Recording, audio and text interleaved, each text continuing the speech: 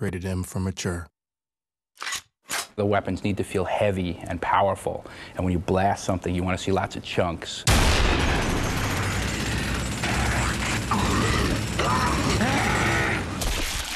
The way that the player interacts in Gears of War is by shooting the world. That's essentially his virtual hand. And what he does is he essentially reaches out and touches the environment. He's touching his enemies to eventually defeat them by unloading bullets into them. The gun is the only thing keeping you alive in the game, and so you're constantly sort of looking for the next good weapon, the next weapon you can find, the next piece of ammo, and it's sort of that search. Sort of gives you that bond of, this is what I need to survive. The weapons in Gears generally tend to shy away from some of the kind of laser beamy weapons you see in a lot of sci-fi environments. It was really more about something that looks like a gun, feels like a gun. It's really why we sort of went with sort of this kind of Vietnam-esque type of weaponry, that everything is a ballistics weapon, everything feels real. It's not energy weapons, not laser weapons. So your arsenal has expanded in Gears 2, and we have these heavy weapons. The first one's called the Mulcher. It's a heavy Gatling gun. Kind of based off the Predator, kind of raw, you know, just go crazy and mow everything down. We have a long-range mortar, which is heavy as well. You can take out enemies from what feels like it's about half a mile away. Again, you have to plant it and you have to crank it to get to whatever trajectory you shoot. We have the Scorcher, which is our take on a flamethrower. If you reload the gun perfectly, the shot goes further and it burns your enemies to a crisp, and there's much screaming and rejoicing when that happens. And then we have a really cool weapon called the Gorgon, and this is kind of a semi-automatic pistol. And this works well because you can take your enemy hostage and then grab this pistol and essentially take them out in a very quick and dirty fashion. I've added a new grenade, which is the poison gas grenade, what we call the ink grenade. The poison grenade is this crazy little, I don't know, grub or something. And it's filled with this poison gas. And they have it in a little cage on the end of the chain. And they'll fling it out, and it'll hit the ground, explode, and it'll emit all this crazy ink or poison gas. My favorite weapon in the game has to be the torque bow.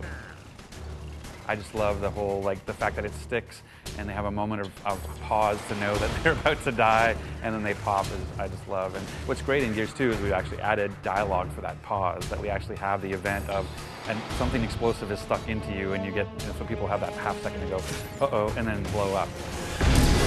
In adding more into the Gears franchise, we wanted to basically continue the idea of the executions that were in the first one.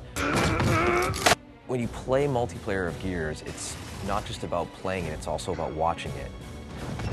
If you die in Gears, you're forced to watch for a little while. That's a very powerful thing when you know other people are looking at you. And if you knock your enemy down, he's trying to crawl away, and you have an option to do all sorts of cool, nasty, hideous things to him, you're going to do it, and you're going to get a good reaction from the crowd. Yeah, I kind of like the beatdown, like when you turn the guy over and you can punch him out. I think that's really cool visually. And I love the sniper skull crush.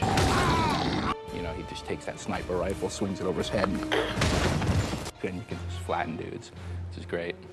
And I still like the curb stomp. I mean, but now we turn the guy over and you can crush his head from the front. One of the ways we were trying to incentivize gamers in the first Gears to use some of the chainsaws moves and some of the executions was to put them in God mode, essentially. Starting Gears 2, nobody was a fan of that idea. They didn't want players to be protected at all when they were doing an execution. So actively, when you're playing the game and somebody is in front of you and you want to show off to your friends and do a cool execution, you're making a choice that this is going to take 2.5 seconds to pull off, and you better make sure that the area is clear before you show off.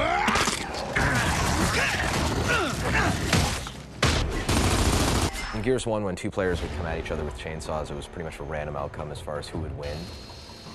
And in Gears 2, we actually wanted to make it A, very cinematic, and B, have an actual game mechanic that was implemented. The bottom line is when two characters in Gears engage in a chainsaw duel, it lasts basically 2 seconds tops.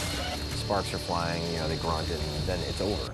Or all we basically have time for is just a quick button mash. So let's see, how many times a person could hit B, and then whoever wins, wins. One word, blood. It's a bigger game. It's just bigger scope, larger creatures, more epic scale, etc. And we want to make sure that the player still feels like what he's doing in this universe matters. Nothing says I'm doing damage more than just seeing a blood effect come off of them. And so we've been doing that. Even our bigger creatures, we actually added gore skeletons so that when you can shoot them, you can actually have things fall off of them. I mean, you can just blow guys up to smithereens now. You will see entire chunks coming out of them. The pieces fall around and they're floppy and they're not, you know, they don't just sit there and hang out, right, and then fade away. They flop around and leave blood splats everywhere.